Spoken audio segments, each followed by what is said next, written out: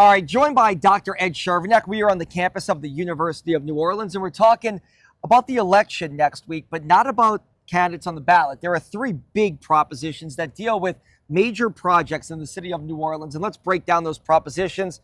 Proposition 1 deals with housing and money for housing.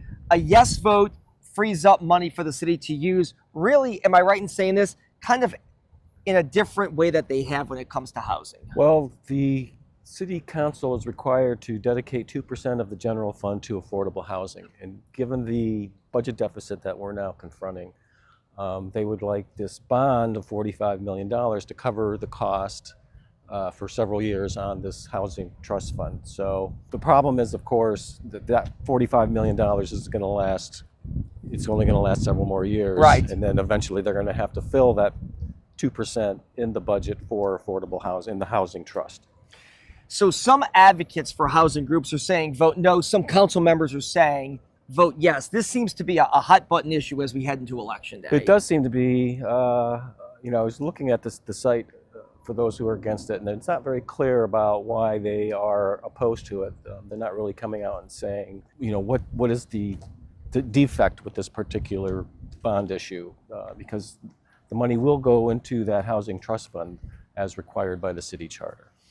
All right, let's move on to Proposition 2. This is a big one in a lot of people's eyes because it deals with infrastructure. Yes. And we're talking hundreds of millions of dollars freed up if you vote yes.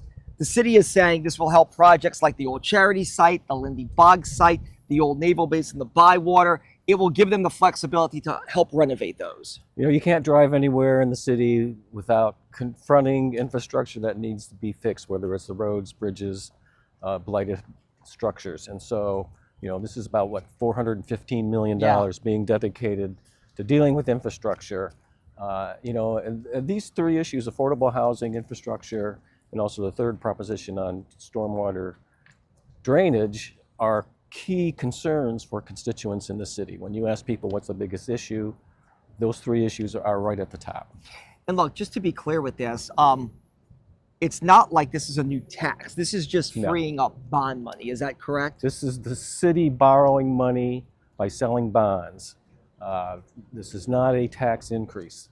Now, the property taxes will go to pay off the bonds over the 30 years, but people aren't being asked to pay more in property taxes. Third proposition deals with stormwater, drainage. Sewage and Water Board is top of mind for a lot of people. Yes. Again, it's about $50 million, I believe, Yes. to get bond money to help the Sewage and Water Board and better drainage in the city of New Orleans. For a lot of people, it seems like a no-brainer, but again, there is pushback to this one as well. There is pushback because people feel that there should be a stormwater fee assigned to various properties throughout the city. There are a lot of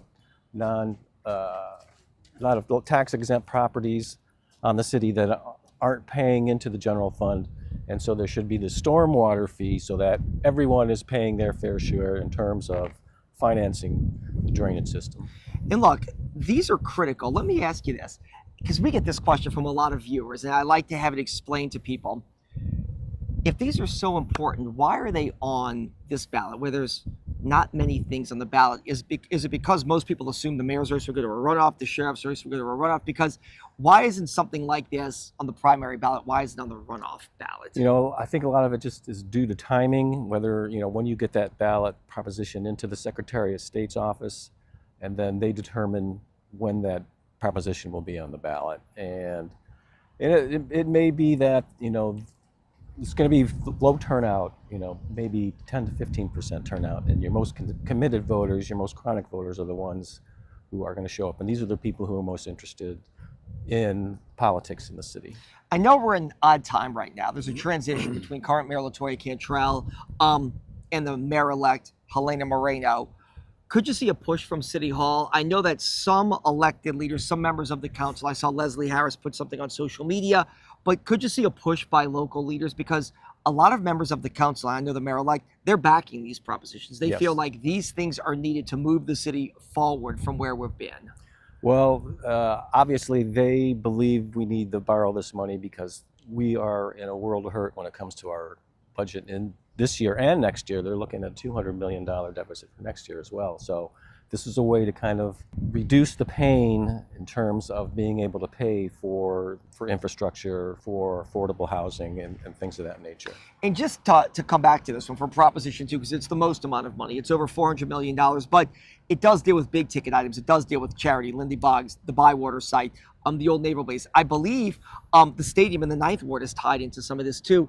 It's one of these things where I think a lot of city leaders feel like those projects just need to either move forward or we have to cut bait, but this could be the final push to get money needed to move forward. That, a lot of people have felt that the city's on a kind of downward spiral, and so this is the effort, of course, to provide those resources that are needed for these big ticket items, parks, recreation, Lindy Boggs, as you mentioned. So this just may be the only opportunity where we can get those resources for those projects. Because they can always bring it back, but it seems like if you're asking to do it now with a new administration, a new council coming in, it seems like the time, respectfully, might be now for those who are in support of this. Yeah, we're going to have a new mayor, we're going to get a fresh start, and so here's some resources. All right, we've given you the resources now. What are you going to do with it? What kind of projects do you want to pursue? And how are you going to increase the quality of life in the city?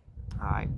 He's Dr. Ed Chervenak. We're on the campus of UNO for this hot seat right here talking about these propositions. We have a full breakdown on our website at WDSU.com, letting you know what you're voting for and where all this money goes. And that's what Dr. Chervenak is doing for us here, trying to explain this because sometimes these become very complicated issues.